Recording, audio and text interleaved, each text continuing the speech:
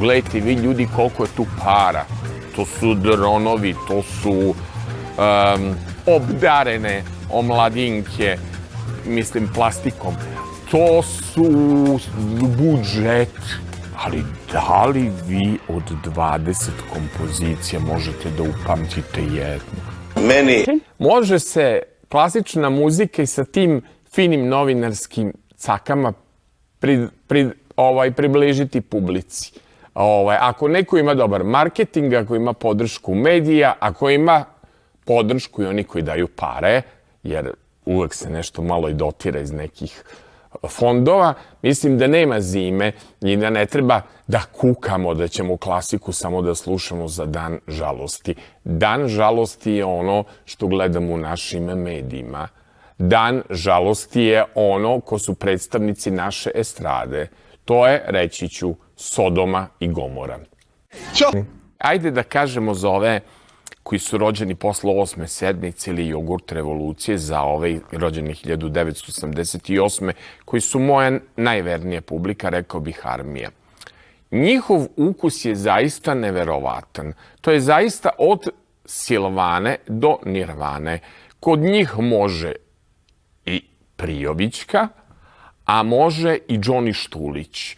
Kod njih može i Seka Aleksić, a može i Miladin Šobić. Zanimljivo je da sam imao čoveka, i uopšte ne podcenjujem to, ja to nagrađujem kao ljubav, čoveka u gostima koji je magistrirao i doktorirao uz disk Dragane Mirković, koja je poznatija kao Luče iz Kasidola. Ako je neverovatno koliko mediji, baš zbog para, jer se sve danas može kupiti, pregledi, spotovi i tako dalje, koliko mediji ne daju prostora za ljude koji imaju jedan prosečan muzički, dakle, ukus.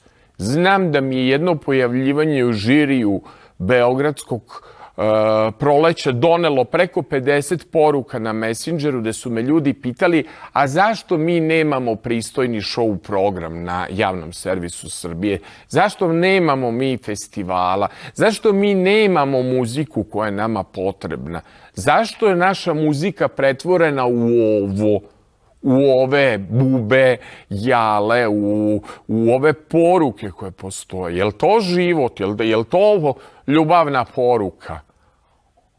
Ona tako, sva sa pozivom na blud, žena od sultana, on neki tako pun love, tetoviran, mačo animalan, blagodestruktivan.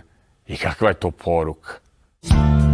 Moram da kažem da smo mi srećni jer smo rasli u vremenima gde smo se kroz muziku određenih pesnika, koliko smo se mi, ne znam, učili kroz tekstove Duška Trifunovića, pristao sam, bit će sve što hoće i šta bi dao da si na mom mestu. Pa kako su to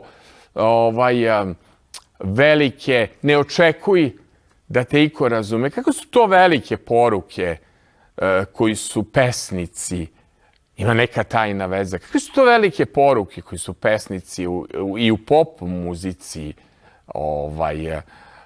imali? Danas poruka nema, nego je poruka ko će s kim da ima intimni odnos ili ko će koga da bije.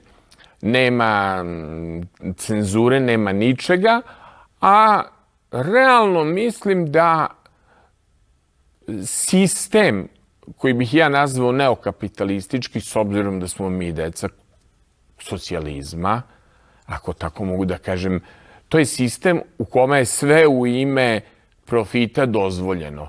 Dozvoljeno u ime profita da budeš i nepristojan i bezobrazan i tu je velika uloga države koju, čini mi se, nije briga za nešto što se zove politika kulturna.